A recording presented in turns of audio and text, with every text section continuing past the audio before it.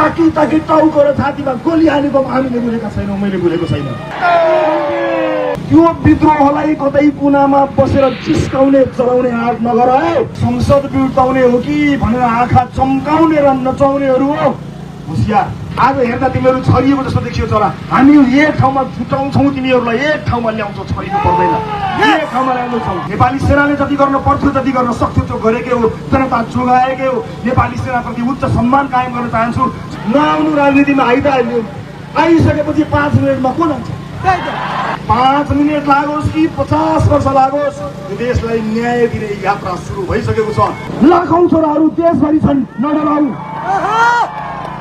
शहीदका आमाहरू, यो देशको सपना पूरा गर्नको निमित्त तिम्रो छोरोले तिम्रो छोरीले दिएको बलिदानीको एक अंश पनि खेर हुँदैन। डर राख, किनकि त्यही परिवर्तन गर्नको निमित्त भएर मानिसहरू जागेका हुन्। मैले 24 गतिको कुराकानी गरेँ होला, केही घुसपठियाहरू पैसाहरू आयो होला, तर अघिल्लो दिन ताकि ताकि गोली खाएर ढलेका मानिसहरूलाई देखेर आक्रोशित जनताले घर घरबाट विद्रोह गरेका हुन्। जनताले गरेको विद्रोह हो, त्यो विद्रोह सामान्य होइन। त्यो विद्रोहलाई कतै कुनामा बसेर चिस्काउने चलाउने आँट नगर है। खबरदार, जनताको विद्रोहलाई चुनौती दिने भन्दै संसद बिउताउने हो कि भनेर आँखा चम्काउने र नचाउनेहरू हो होसियार। शहीदको रगत अझै सुकेको छैन, शहीदकी आमाको आँसु अझै ओभानो भएको छैन। खबरदार, धेरै आँखा नचम्काउनु होला। आमा बुवा दाजुभाइ दिदीबहिनीहरू, अब सायद हाम्रो भेट निर्वाचनमा हुन्छ होला। यसभन्दा अगाडि पनि यहाँहरू हाम्रो समक्ष आउने म कोसिस गर्नेछु। त्यो बेलामा ज्यान गुमाउनेप्रति म हार्दिक श्रद्धाञ्जली अर्पण गर्न चाहन्छु। परिवारप्रति मेरो गहिरो संवेदना छ। घाइते साथीहरू, तिमीहरूको शरीरभित्र अहिले पनि गोलीका छर्राहरू छन् होला, चिन्ता नगर्नु। गोलीको छर्रा तिमीहरूको शरीरभित्र भए तापनि सिक्को देशलाई दुखेको छ, चिन्ता नगर। त्यो घाउमा मलम लगाउनको निमित्त लाखौं युवा तिम्रो साथमा आउँछन्। आज हेर्दा तिमीहरू छरिएको जस्तो देखियो चरा। हामी एक ठाउँमा छुटाउँछौँ, तिमीहरूलाई एक ठाउँमा ल्याउँछौँ, छरिनु पर्दैन, एक ठाउँमा ल्याउनु छौँ।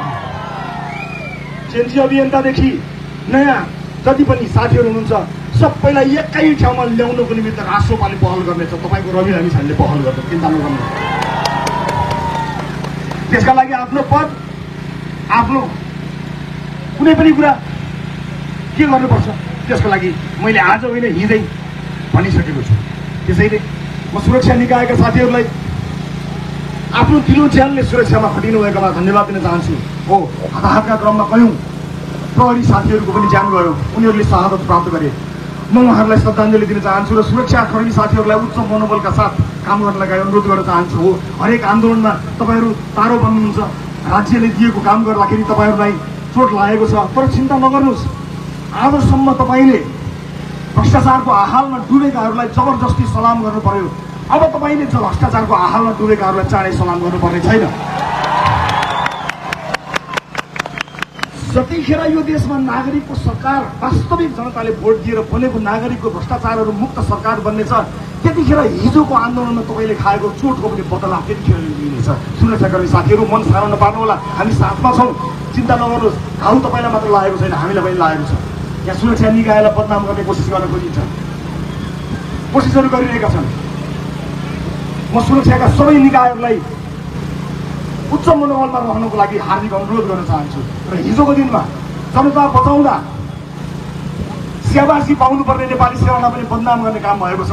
नेपाली सेनाले जति गर्न पर्थ्यो जति गर्न सक्थ्यो त्यो गरेकै हो, जनता जोगाएकै हो। नेपाली सेनाप्रति उच्च सम्मान कायम गर्न चाहन्छु। सुरक्षा निकाय नेपाल प्रहरीप्रति उच्च सम्मान कायम गर्न चाहन्छु।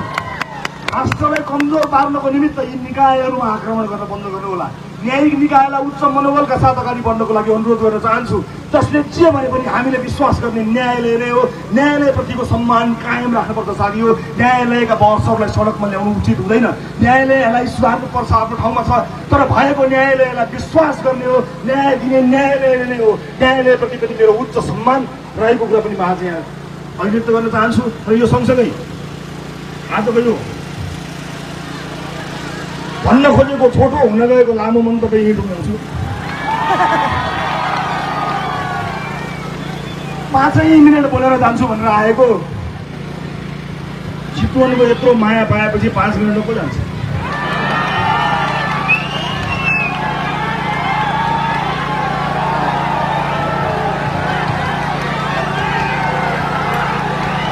अब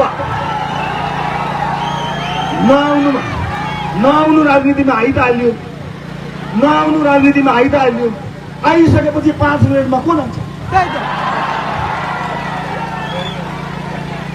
जाँदैन नसोपा, 5 मिनटमा जाँदैन।